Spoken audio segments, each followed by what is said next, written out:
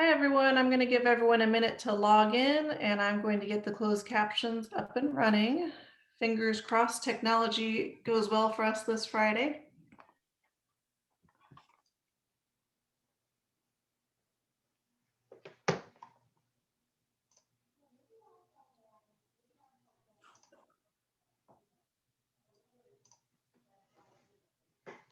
All right, it looks like the closed captions are live, so you'll see that in a red box at the top of your screen if anyone needs that. And I'm going to copy the link and put it in the chat just in case you have any trouble accessing it. So happy Friday, everyone. I am delighted that so many people have chosen to spend their lunch hour on a Friday with us. And I'm even more delighted to have Joe Ankus here for this training. Oh boy, after a year of COVID, I think it's time for a refresher on effective and compassionate communication during COVID and beyond. And silly me, when we scheduled this, I thought, should we even include COVID in there or is it going to be irrelevant? Nope, it's still relevant. So I think after a year of being virtual, we could definitely all use this training. So some of you may know Joe Ankus from past mental health first aid trainings. He did 3 fabulous in-person trainings for us before COVID shut everything down.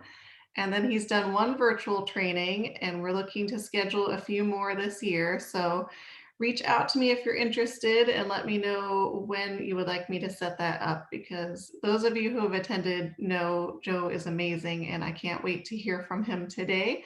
So Joe, I will let you do a little introduction, and as he's doing that, I'm going to launch a poll. It's actually a 10-question poll, so get your brains in gear. We got a lot of good stuff to talk about. Welcome, Joe. Hey, thank you, Christy, and thank all of you for being on the call today. It's just a pleasure, and let me give you, let's start with a little bit of good news. We could have taken out the phrase COVID-19, and you still everything we're going to talk about today is relevant, pre, during, and post COVID. So this is something, there's a lot of stuff here that frankly, Christy and I hope that you take with you for the rest of your lives when it comes to communication. Um, so let's jump in. Basically, what we're going to do today is we're going to talk about the communication process, and we genuinely take the communication process for granted. We think it's very easy just to have a back and forth conversation, and with some people, it is actually very fluid and goes smoothly. But there's a lot to unpack from a theoretical standpoint, which is actually kind of interesting, right? So my background is, aside from being a lawyer, my undergraduate training was at the Annenberg School at the University of Pennsylvania, which is a communication school. And so I've always had an interest in communications. And so I think that you'll find that this material is not only relevant to your practices, but it's relevant to all your relationships. And so without further ado, let's get into the PowerPoint. So Christy, I just want to make sure, can you see the first slide, Christy? I still see the title slide. Okay, perfect. So And we still got people voting, so I'll let you know when it looks like more people have gotten through the whole poll. I know it's a little long. Okay, that's fine. And so what we're going to learn today is really 3 things, right? We're going to first talk about how effective and compassionate communication helps our clients, colleagues, friends, and family. I'm going to teach you about social styles, which is really cool. It comes at the second part of the presentation. And I think you'll really enjoy that part of what we talk about. And then finally, we're just going to talk about how can we use everything that we learn to enhance the impact of our phone calls, our emails, our texts, and our social media posts, right? So we're going to actually try to figure out how we can use this in the real world. But before we get started, Maya Angelou, unbelievable, thought leader, brilliant, author, poet, let's think about what Dr. Angelou had to say about communication, which is that she said, I've learned that people will forget what you said, people will forget what you did, but people will never forget how you made them feel. And that's really important because when we think about communication, we tend to think about the written or spoken word. but we may not factor in the effect or the feeling, as Dr. Angela says, about our communication. So just remember that. If you think about your own life experience, you may not remember what somebody said, you may not remember what you did or what they did, but you probably will remember the feeling. Okay, so keep that in mind as we work through today. So, part of the title is compassion, and especially, in the last year, I would say that, in some respects, compassion has been in large supply, and in some respects, it's been in short supply, right? And so we're going to talk a little bit about compassion. So for our definition today, what is compassion? Compassion is essentially concern for others who may be suffering. And again, depending on who we are talking to, who our audience is some people may not be suffering as much as somebody else. Somebody may be suffering a lot. But the bottom line is I am encouraging you to supplement your communication with as much compassion as you can appropriately bring to the table. Okay. Now, I miss these days, as I'm sure most of you do, when you could sit on a couch and chat with your friends. But that still doesn't remove the necessity for proper communication. So let's talk about the process. Now, the process is kind of an interesting thing because we need to be aware of ourselves, right? If we're going to be an effective and compassionate communicator, we have to have some degree of self-awareness. And sometimes that's really hard because sometimes we don't even know about ourselves what we don't know. And we need somebody else's input to tell us about ourselves, which can be uncomfortable or gratifying or both. But we also need to have an awareness of who we communicate with. Who is our audience? Who are we speaking to? What about effective ways to communicate? What are the most effective ways? And that might be a phone call, an email, a text, a face-to-face meeting. What are effective ways? We're going to talk about that. We're also going to consider very seriously today that our actions, our communicative actions, have consequences. Now, consequences tends to be people think, oh, that's a negative word. No, consequences is a neutral word. Some consequences can be very positive and some can be negative. But the bottom line is when we send a message out to the world or even to an individual, it's going to have an effect and or a consequence. So we need to be aware of our messaging to encourage positive consequences or favorable consequences versus the negative ones, okay? And then finally, we also have to temper or otherwise modify what we expect from ourselves and what we expect from others right now. Because in this era, I'm reluctant to say era, but it's been a year, is that people may have an increased need for emotional space and privacy. And what I mean by that is somebody that was a fairly facile communicator, somebody that communicated a lot pre-COVID, may to you seem like they've shut down, withdrawn. And the natural human inclination is to think that we did something, and therefore that's why the person is not speaking to us. But I want to just tell you that in my experience, working in this area and talking literally to thousands of lawyers, I can tell you that generally, if somebody's withdrawing, it's not about you. Usually it's because they are trying to unpack and process what's going on. So we always want to make sure that we don't over personalize something.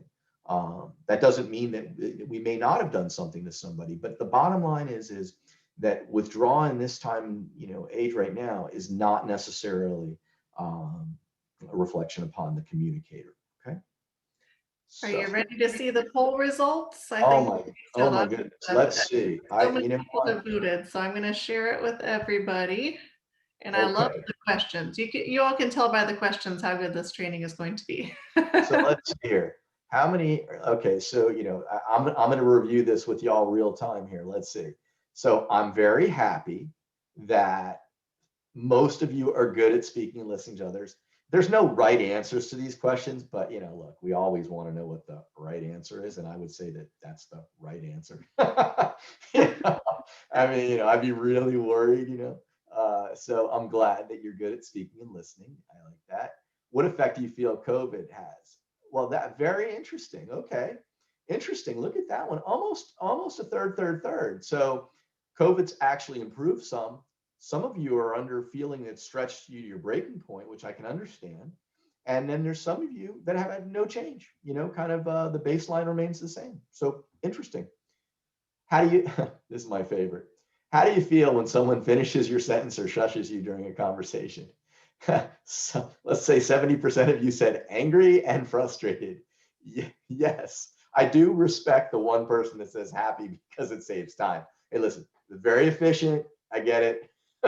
But we're going to talk a little bit more about the angry and frustrated part. And some folks say, hey, look, you know what? They cut me off. It's cool. And, it doesn't bother me. I'm easygoing. But it does look like about 70% of you feel angry and frustrated. And we're gonna talk a little bit about that. Do you feel emails, texts, and phone calls are equally effective? No. Hey, you win the prize. Very good. No, they're not. Yay. Well, I know I'm dealing with a group of lawyers, so of course you know that they're not equally as effective. Do you feel when communicating it is most important to first have your position understood and then understand the other person? Or first understand the other person's position and then have yours? And you resoundingly got this one, A+. You all won the book award from law school. Yes, Stephen Covey, genius taken from us too soon, wrote that, seek first to understand and then be understood.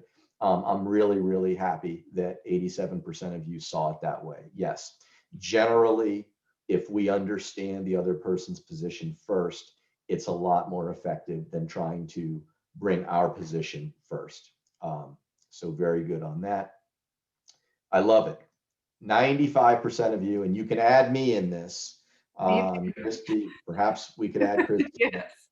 Which is, have you ever had a situation where you wish you could take back what you said, posted, text, or wrote? And the answer is 95-5. And yes, I have been there many times. Again, as lawyers, we have all these pithy aphorisms. You can't unring the bell. You can't unsee what you have seen, right? Well, unfortunately, once it leaves our mouth or leaves our keyboard, we've all done the aw shucks, or even better, hit reply all on an email when you did not intend to do that. Had that happen too, but that's another day. I love this one here. Do you sometimes wonder why you can't effectively communicate? Well, you know what? Fantastic, because we're going to talk about that, and I promise you, and lawyers promise nothing, I'm going to promise you that I'm going to give you a different perspective on this, and you're going to have some aha moments, okay? Especially towards the end of the program. So I'm glad that 85% of you feel the same way I do, which is you just don't understand why people don't understand you, because how could they not understand you, right? Well, there's a little surprise in that.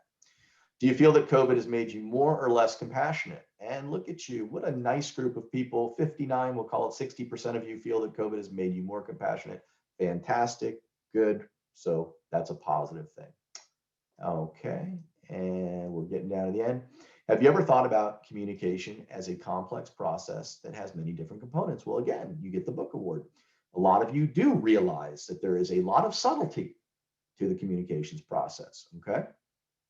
And then the last question is, do you think there's an easy way to determine how someone is most likely to communicate? And look at this, 64% of you said no.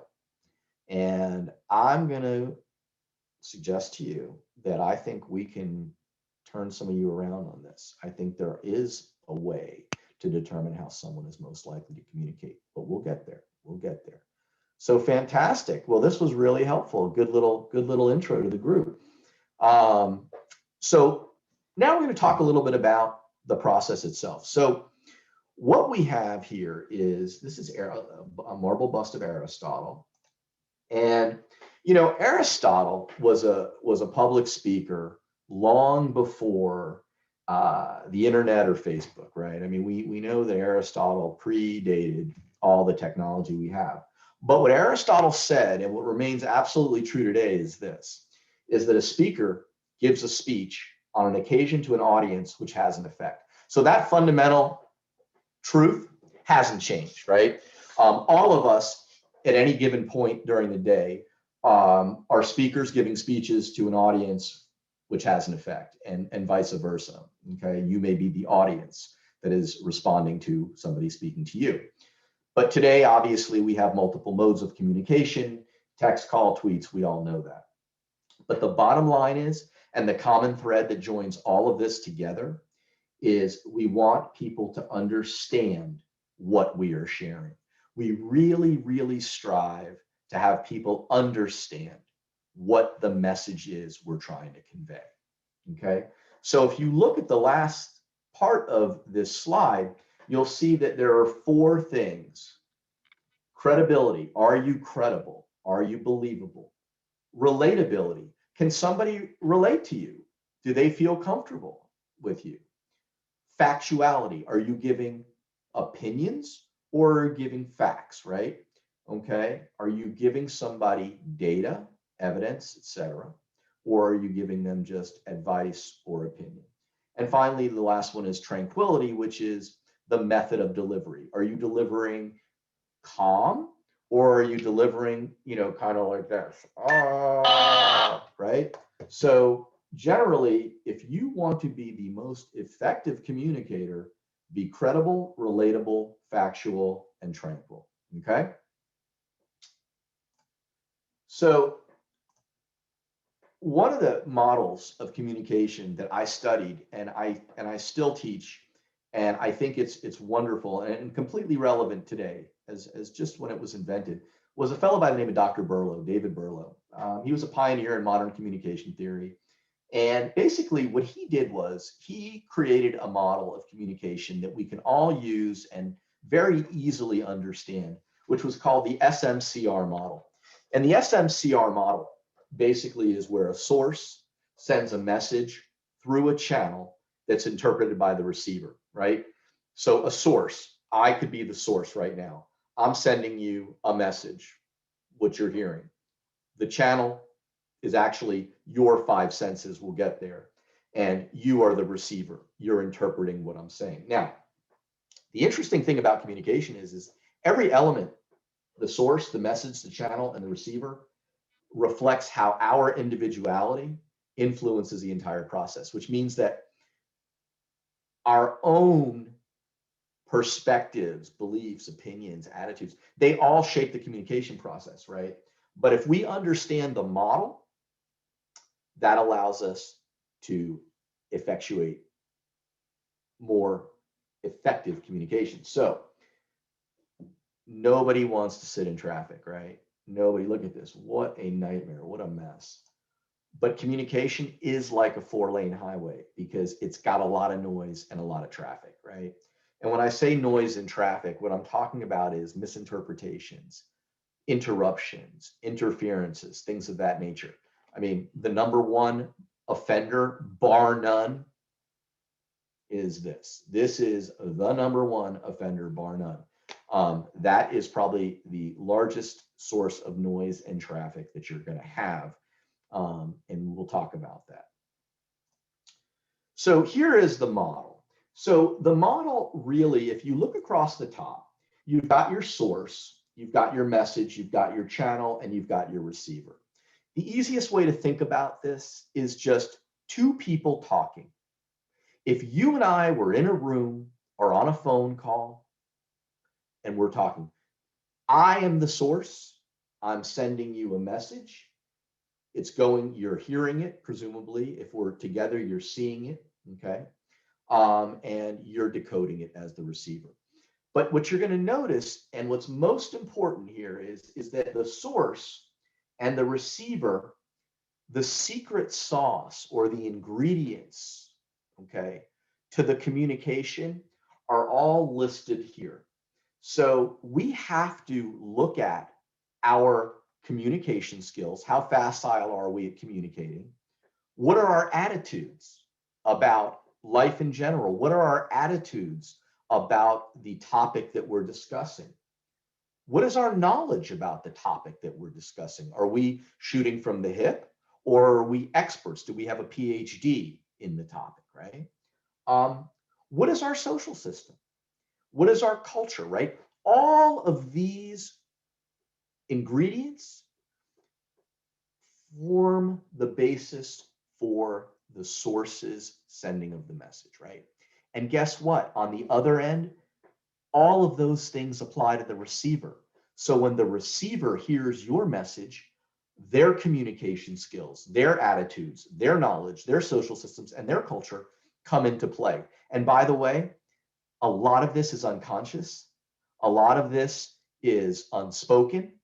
A lot of this is done automatically, and we do it thousands of times a day without any conscious thought.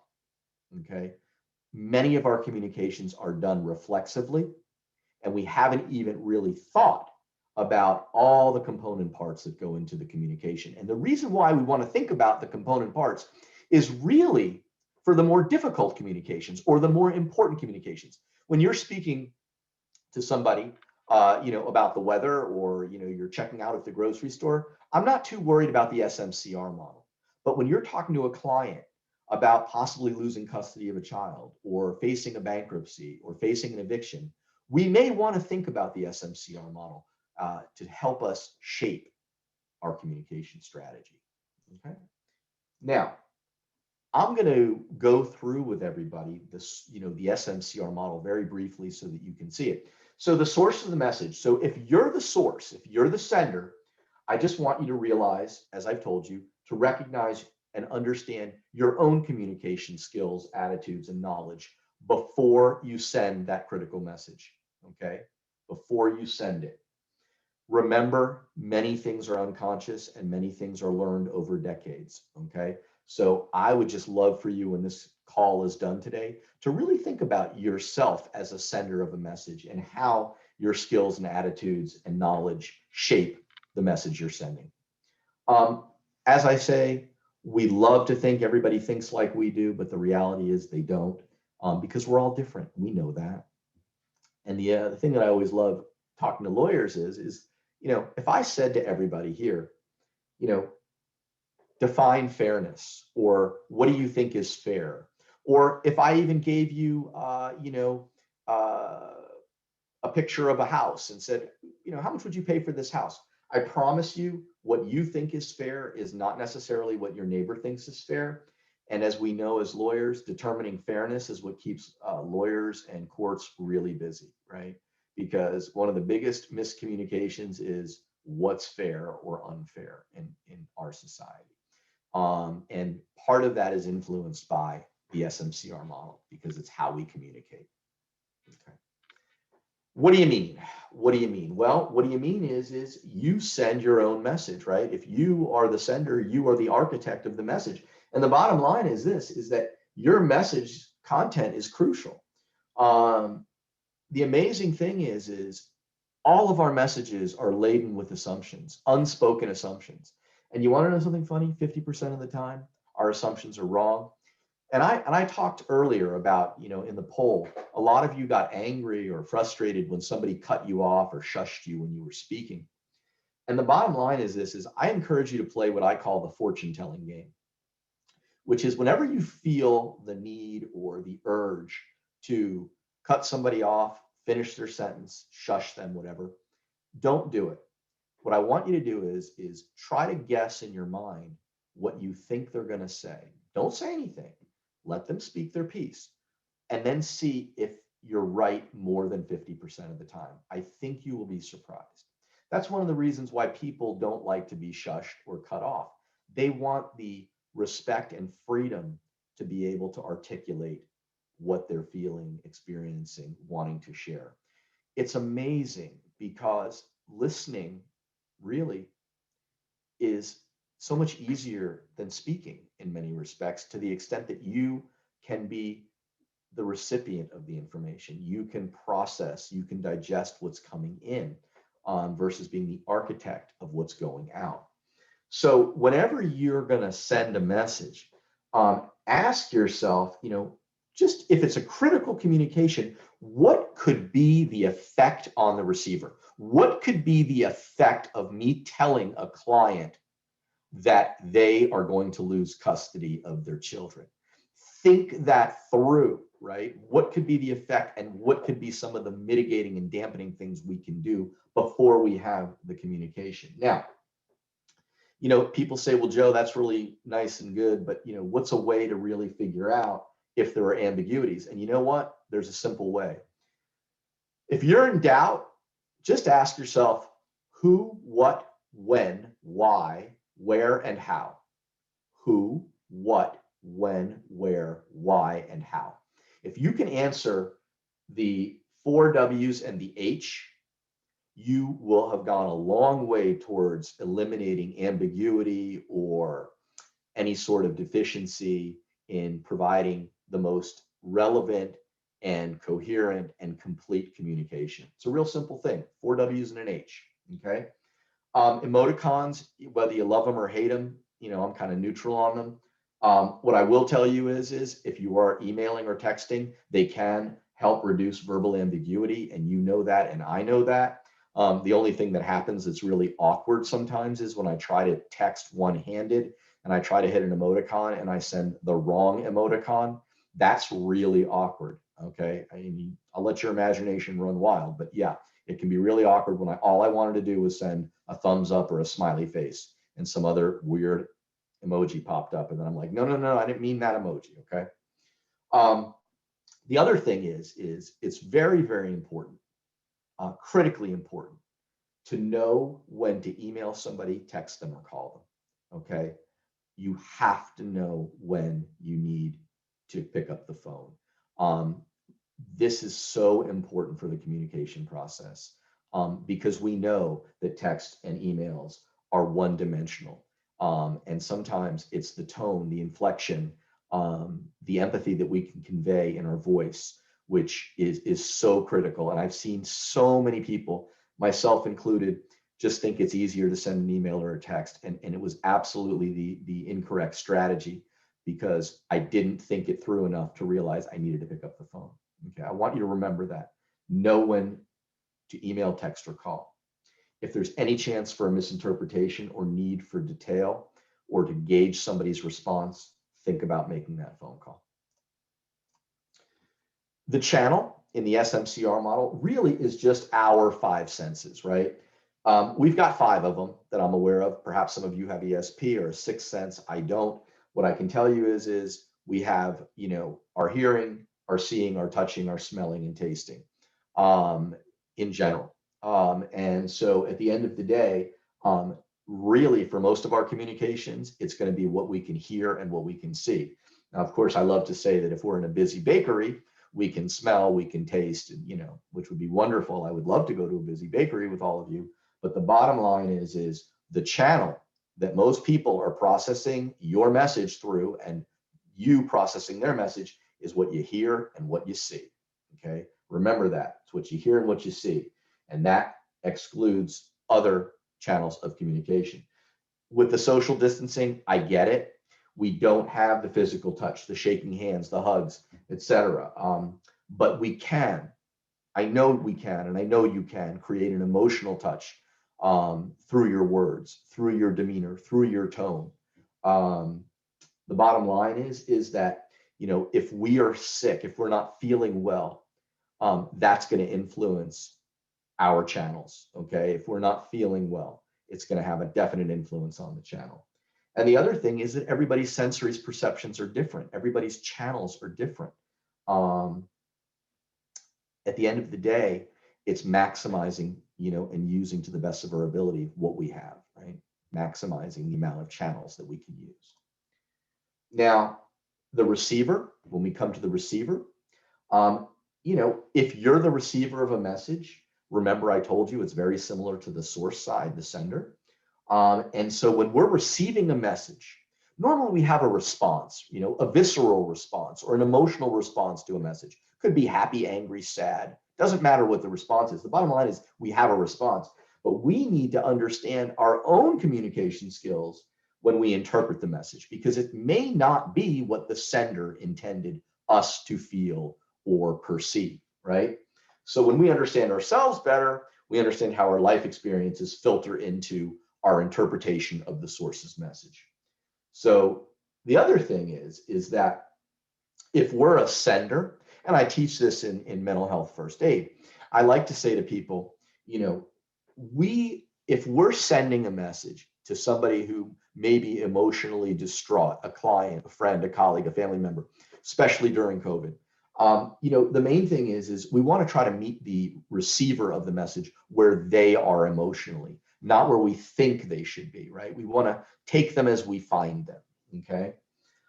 Remember, everybody's got a story, everybody's fighting something, and we have to default, or I shouldn't say we have to, I strongly recommend we default to compassion, because especially now, we just don't know what battles somebody may be fighting.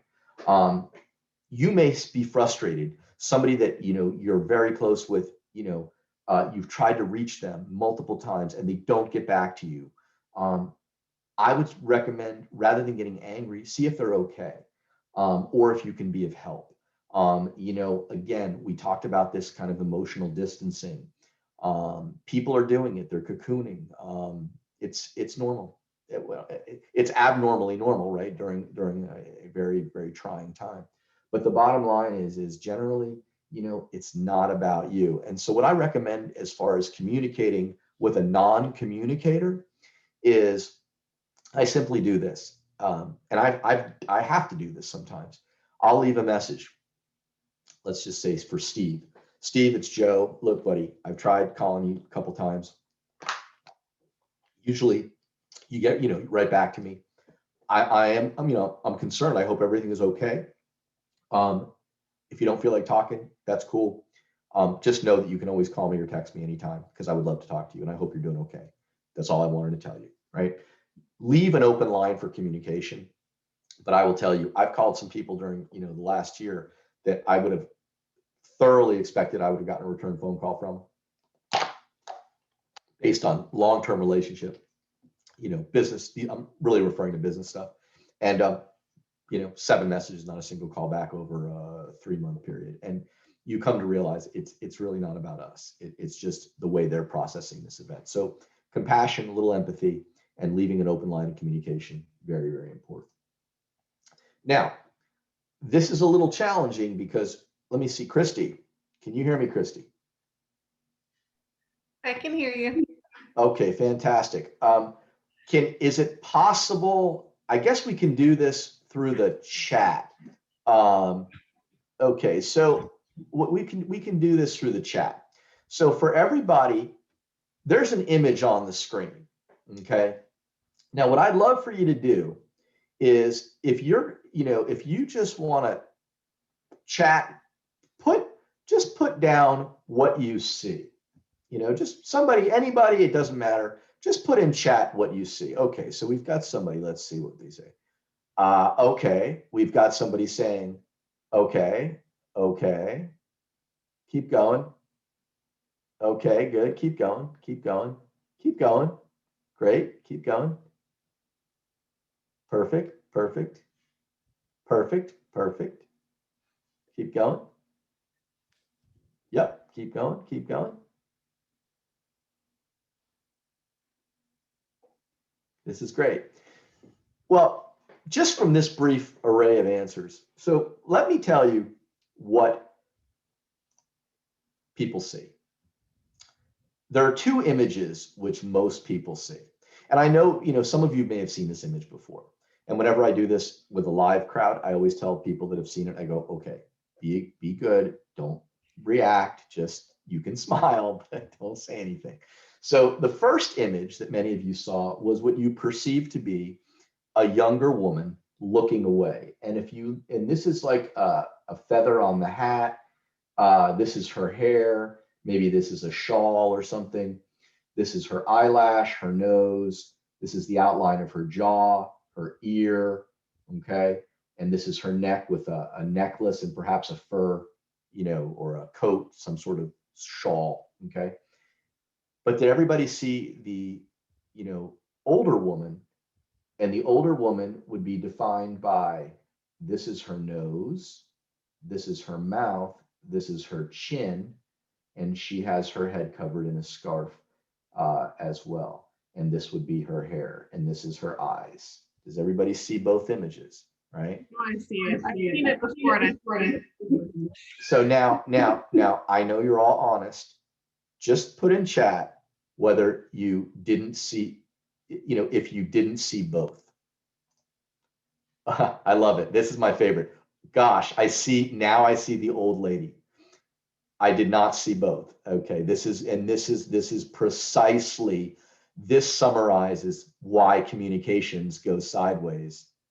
I have some people say saw both, some people I only saw the young lady, and that, my friends, is what makes communication so fascinating, right? Is that we're all looking at the same image. I didn't play anything, but it's kind of interesting, right? That you see the same image but different perspectives.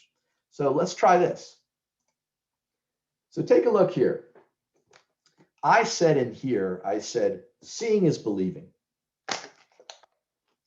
Now, I'm not going to say anything more. Does anybody want to put in chat why I might say seeing is believing? I'm not going to give you any more clues, but does anybody want to put in chat why I say seeing is believing? Anybody? Or I'll rephrase it. You can chat. Tell me what you see. Oh, I got somebody. Let's see. Michelle Wargo, you're very good. You're very good, Michelle Wargo. So once I tell you this, you will never unsee this.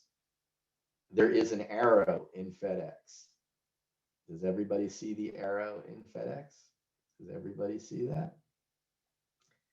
Now, be honest and put in chat if you never saw the arrow. Be honest and tell me if you never saw the arrow. I love it. Thank you for being honest. I've never seen the arrow. You will never not see the arrow, okay? And listen, I'm 56 years old. For 40, however, whenever FedEx came into existence, I never saw the arrow. Now, when I'm in the car or I see a bus or a billboard and I have somebody else in the car, I go, hey, did you ever notice the arrow in FedEx? And they go, oh my gosh, I never saw it. And I'm like, and so now you will never unsee it. Is that the coolest thing? I mean, that's pretty cool. Now, look, all right, there's a couple more goofy things you could see here. I'm only telling you what other people saw. I'm like, the arrow is like the big one, but somebody goes, there's an egg here. Okay. I'm like, no, it's just a hole in the D. But if you want to see an egg, you can see an egg. And then somebody else said, there's a tablespoon here. Okay, there's a tablespoon. Okay, I'll give it to you, but the arrow is the big one for me, right? So yeah, it's pretty cool. Pretty cool stuff. Now, oops. Oh, so, okay. Don't, unfortunately, this picture, it didn't rotate. So what you're looking at is not fair to you. It should be rotated 90 degrees. But the bottom line is I'll tell you what the picture is, okay? What it is it's a picture at the FIU Law Library, and these are all Southern Seconds. So what does this picture say about communications? And I'm going to leave it at that. What does this picture say? Now, remember, just assume that it was flipped right side up. Search the right words, could be. What else does it say about communication? Endless possibilities, yeah. What else? There's a lot to say, yeah. What else? This is good. You got some good feedback. Well, let me tell you what my interpretation of this picture is. My interpretation when I look at a bunch of Southern Seconds on a shelf is, this is just a graphic representation of people that couldn't work out their communication problems, right? These are published appellate opinions, which meant that somewhere, somehow, communications went sideways, right? somehow, some way, communications went sideways. And so, that's why we want to try to streamline them and make them as efficient so that we do not end up as a litigant on the bookshelf at the FIU Law Library. Now, next image, which is admittedly one of my favorites. Let's see how fast you are. Somebody throw in chat. What album is this from? Thank you. That was fast, and I know it's going to be right. And now I got two. Oh, yeah, there you go. Pink Floyd. Thank you, Maria Machado. Well done. Well done. So yes, this is the album cover to Pink Floyd's famous 1973 album. Yes, I am stuck in that era, called Dark Side of the Moon. And setting aside that I love the music on the album, that's not why I show you this. It is because of the prism. And the prism is a wonderful way to summarize the SMCR model, which is this. If we assume that we are on the left side, we are the beam of light going into the prism. This is the message that we're sending. When we send a message, we believe it's just a uniform beam of light. There's nothing, no component parts. There's nothing to, break apart or process. It's just our message. It's clear as day. But guess what? If this prism represents the receiver, look what happens to what you think is just this unambiguous stream of light. It gets broken down into all its component parts, which is the actual colors of the rainbow. So the point is this is a way that you can visually think about communications, which is you think you're sending this perfectly crystal clear message that's uniform, but guess what? When it hits the prism of the receiver, it's getting broken down into all the component parts of the SMCR model. Now here's the twist. Here's the twist. Pink Floyd didn't think about the twist I'm going to tell you. This is it. The twist is this, is that if we reverse the roles and consider this to be the sender of the message, right? All of this goes into you formulating what you believe to be, again, a uniform and simplified message. So next time you hear Pink Floyd, you can say, hey, this ties into Berlow's communication theory, and you'd be right. Now, question. I promised I would do this with you. I promised I would teach you something you probably didn't know about, and here we go. Do you ever wonder why you like some people better than others? Do you ever wonder why it's just easier to communicate with some people? Do you ever wonder why it's easier to work with some people? Do you ever wonder why some people just don't get you? They just don't get you. You ever wonder why people argue endlessly over trivial things? Or do you ever wonder why opposing counsel has to make something personal instead of focusing on the case, right? Do you ever wonder why? I'm willing to bet a lot of you have wondered why. I wonder why all the time. Now, maybe I'm biased here, but when somebody disagrees with us or me or you, they have to be an alien. I mean, our perspective's got to be right? I mean, it's our perspective. I mean, how they disagree with us, got to be with them, right? Well, we're going to talk about social styles, and I'm going to teach you very briefly how we can use social styles. This has nothing to do with pop psychology. It's not mind reading, nothing like that. Social styles, this has been studied for decades. You can find very credible information online about social styles. But the bottom line is this. It's empirically proven. All of us, me, you, everybody, we all have observable primary and secondary social styles, period. Notice why I bolded the word observable. We're only worried about things we can see. This is not about mind reading. It's not about fortune telling, but we all have observable primary and secondary social styles. What are social styles? Well, it's the way we interact and work with people and help us communicate effectively, or in some cases, not effectively. The main thing before I show you the styles is to remember there's nothing that's right or wrong or good or bad. This really is not an essay in judgment.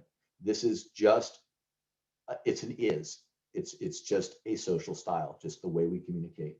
But I'm going to alert you to watch for the diagonals, and you'll understand what I mean.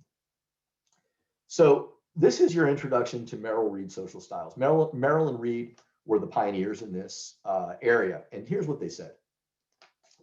They decided, and they were determined through research, that basically you've got an axis, right? And on your horizontal axis, you've got assertiveness style. And what they meant by that was, are you the kind of person that's more likely to ask somebody for help or ask somebody for a favor?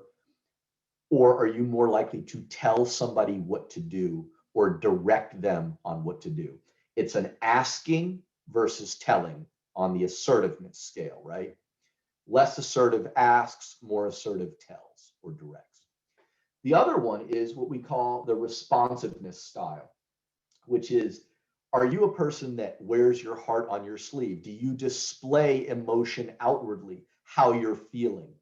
Are you expressive with your emotions? The other side is, are you stoic? Do you control your emotions? You may be feeling things, but the outside world simply doesn't know. Maybe described as, the ice, cold ice water running through your veins, or all business all the time, right? So responsiveness style, are you going to be effusively emotive, or are you going to be fairly controlled with your emotions, right? And when you understand both of those axes, then you just look at each quadrant. There are 4 quadrants. So in no particular order, I'm going to start with the top right.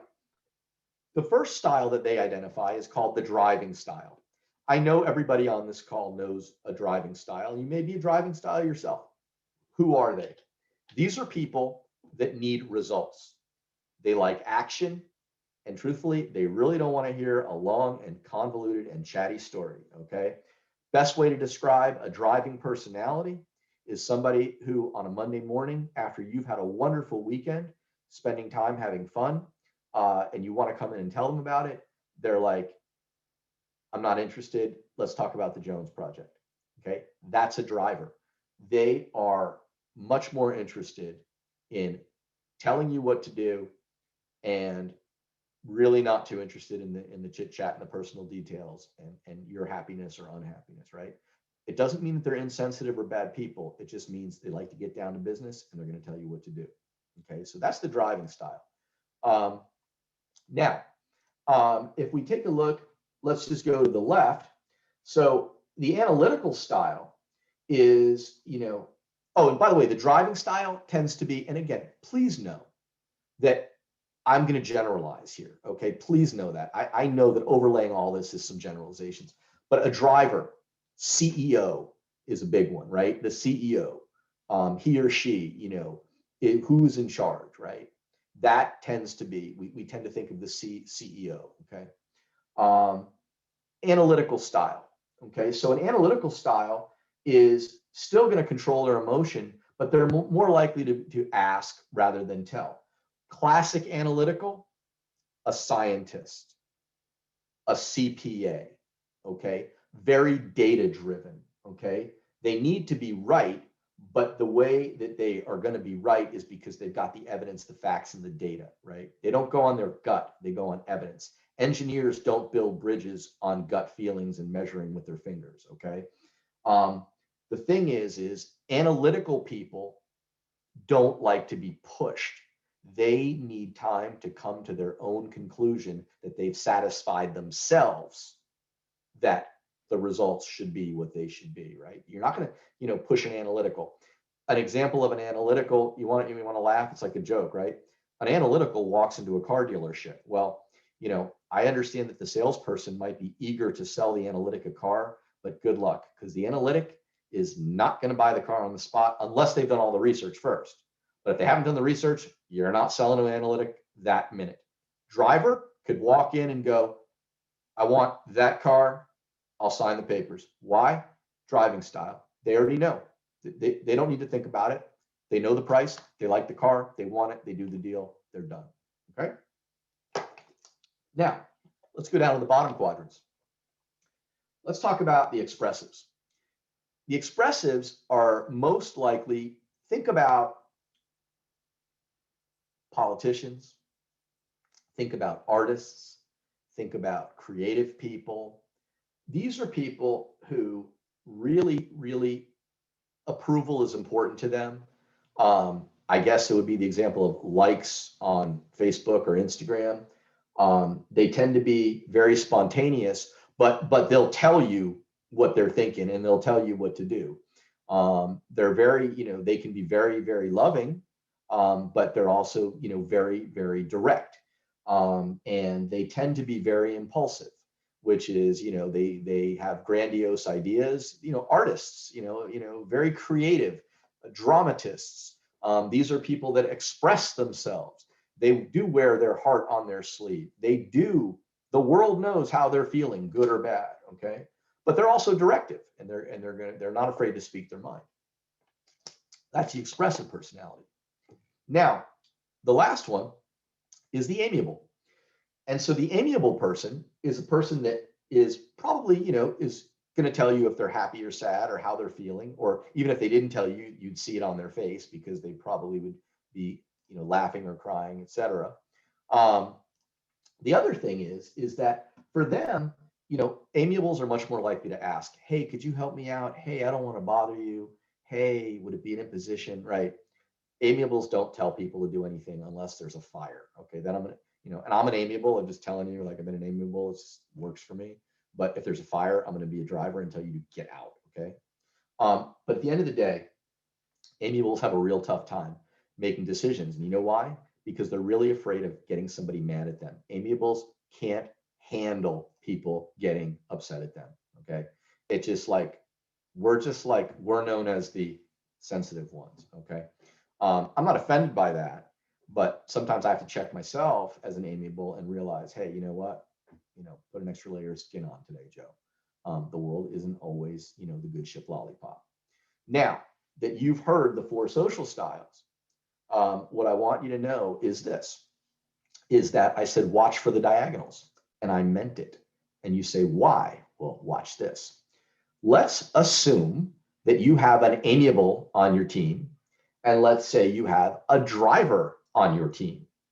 So I told you about the conversation. I come in on a Monday morning. I'm Joe Amiable. I'm happy. I had a wonderful time with a picnic, and well, it was a real small picnic, I guess. It was like me, myself, and I. Maybe okay. I want to talk to one of my team members about it, and the team member is just like, dude, I don't care. And I'm like, oh my God, you don't care. My feelings are hurt. Like, how could you be so callous? We're human beings. You don't want to hear it. And the person's like, listen, we got to file this like brief. And like, so it's not that I don't care, but like, I don't care. Okay. Or like, sorry, not sorry kind of thing. But now you can already see where there's tension, right? Between an amiable and a driver. And many times, if you don't recognize styles, that's where the tension comes about. Think about an expressive and an analytical.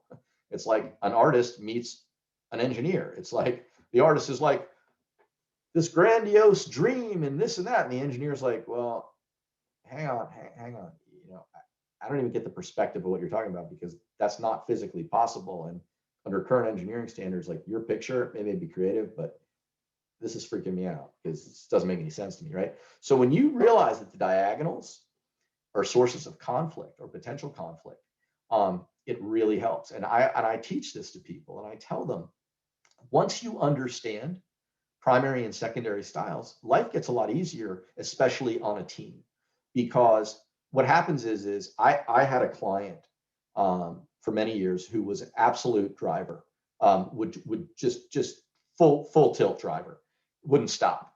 And I just used to laugh, because there was a time when I hadn't seen him physically in 7 years. I went to his office. I hadn't seen him in 7 years.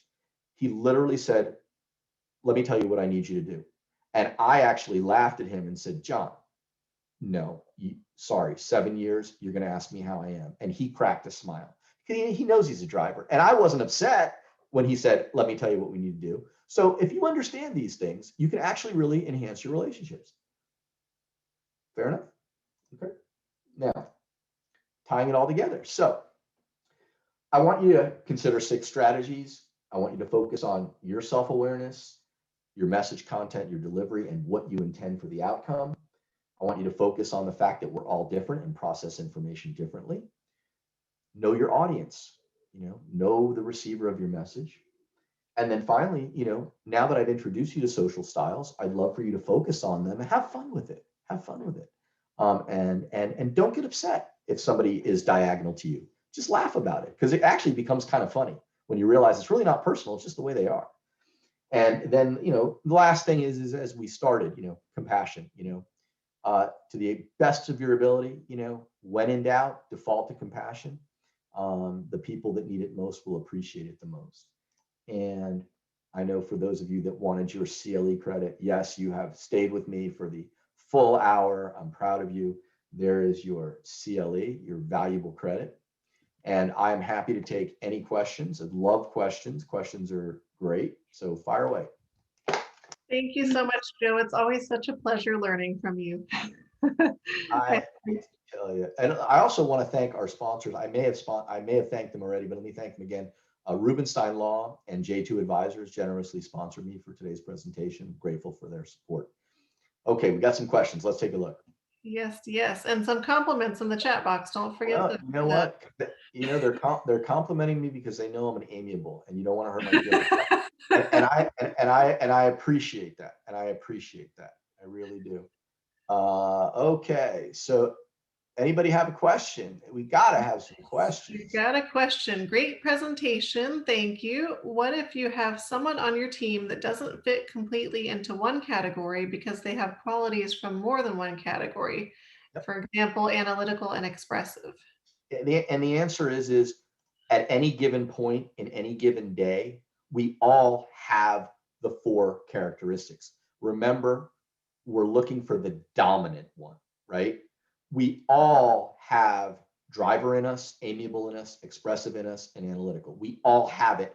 But what we're looking for is most frequently, what is the dominant style? And most frequently, what is the secondary style, right? That's really what it is. We all, it's not meant, you know, there are people who are extremes. I said, my client, John, is an extreme driver. You can't make John an amiable if I tried. Nice guy, I guess, you know, but can't make him an amiable in a work setting. But yeah, I don't want you to think that again, that we can neatly put everybody in a box. This is more about observable primary and secondary style. Let me see what else we got. That makes sense. I got another question with a compliment. Great information. Thank you. Do you have any recommendations on how to best communicate with someone who has a completely different style from you?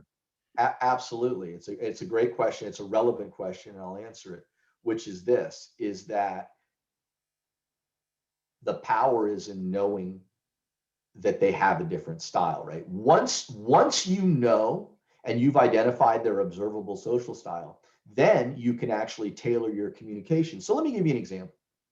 So picking on my friend John, knowing my friend John is an extreme driver, knowing that, I will tailor my communication with John, which is if I call John, I'm going to get down to business. That's just it. I'm just going to say, you know, instead of saying, how are you? How's the family? I'm going to say, John, I need to talk to you about X. And John will appreciate that. It's not that John's a bad guy. It's just that John's all business all the time. It's not good or bad. It's not a judgy thing, right? But when you understand their style, you can then tailor your communication. Now, we simply don't have enough time today, but let me just encourage you. Please go online and Google social styles, and you're going to find materials out there, tremendous amounts of materials that will tell you how to effectively communicate with each style. But, you know, I can just tell you again, for example, if you're a driver, as much as it will drive you crazy and much to your chagrin, if you're going to communicate with an amiable, don't jump right into business. Ask them how their weekend was. Ask them how they're holding up. Ask them how their friends are. Ask them how their pets are. The amiables love that, right? Oh, that's a relationship. You're talking to me, right? So if you're a driver, grit your teeth. You'll be okay. And ask them how they're doing. If you are an expressive and you're talking to an analytical, okay, then for example, if you are a litigator and you are talking to one of your forecasting experts or an environmental expert or somebody that's data driven, okay, look, go to their strengths. Don't drill down to the granular details. They want you to understand the granular details. They're not 30,000 feet up view. You as an expressive are 30,000 feet up. They're down in the weeds. Get in the weeds with them. Okay, get in the weeds with them. That's how you communicate most effectively, which is when you understand, and it goes back to our poll question, understand them first and then seek to be understood, right? Now, I didn't plan that. That was just kind of cool how that happened. but once in a while it organically happens, but that's the reality, right? Is understand them first, right? It really is helpful. I mean, I'm telling you, it really, I find myself, especially with people that I don't know well and I meet them, if I have a chance, and again, it's a little harder in COVID because we're not together, but on a work setting, if you see somebody day in and day out, you can pretty much identify their primary and secondary style. And then I start smiling because it's just kind of funny, because you'll find that if you understand their style, the funniest thing is they'll relate better to you and they won't know why. It's really funny. They're like, it's a little like, it's like maybe you change like your hairstyle a little bit, but you won't tell somebody, and they're like, hey, I don't know, something's different. And you just like, you keep it to yourself. You keep social styles to yourself, and they'll be like, I'm getting, hey, this is a good conversation. You're like, no kidding, because I'm communicating the way you like to communicate. So something to think about, something to think about. Any other questions? Anybody have any other questions? We have a challenging question here for the end. How do you break through the glass with someone who cannot admit they realized they were wrong? Oh, that's a good one. So with a hammer, Here you say.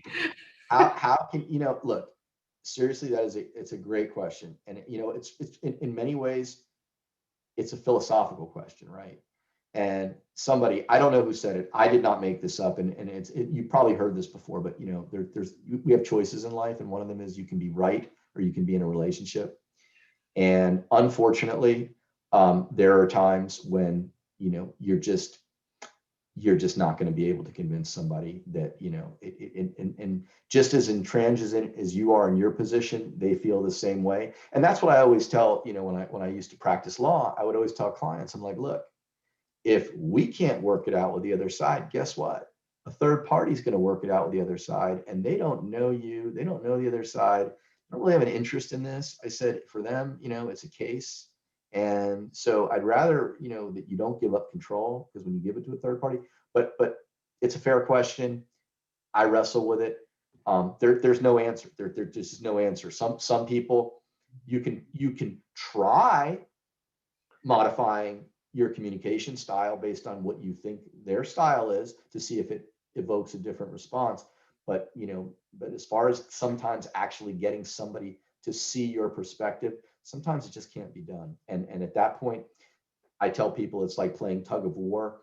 You just have to let go of the rope, or imagine that you're carrying an anchor around with you that's like 50 pounds because you're struggling with this. Just drop the damn anchor, just drop it.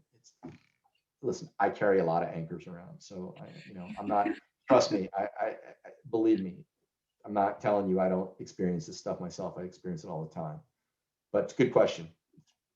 Excellent question to end on. Thank you so much for all that great information. We got so many compliments that it's so engaging and they really learned a lot. So I really appreciate you doing this for us. I can't wait to have you back for mental health. I can't wait. And for all of you, just thank you so much. We had 52 participants, is wonderful. Please take to heart what we talked about today. And I really hope that it improves your daily communication. So thank you, Christy. Thank you so much for having me. And I'm just really grateful to be here. And if you need me, you know how to reach me. Thank you, everyone. Take care and have a good weekend. Be safe, everybody. Bye-bye.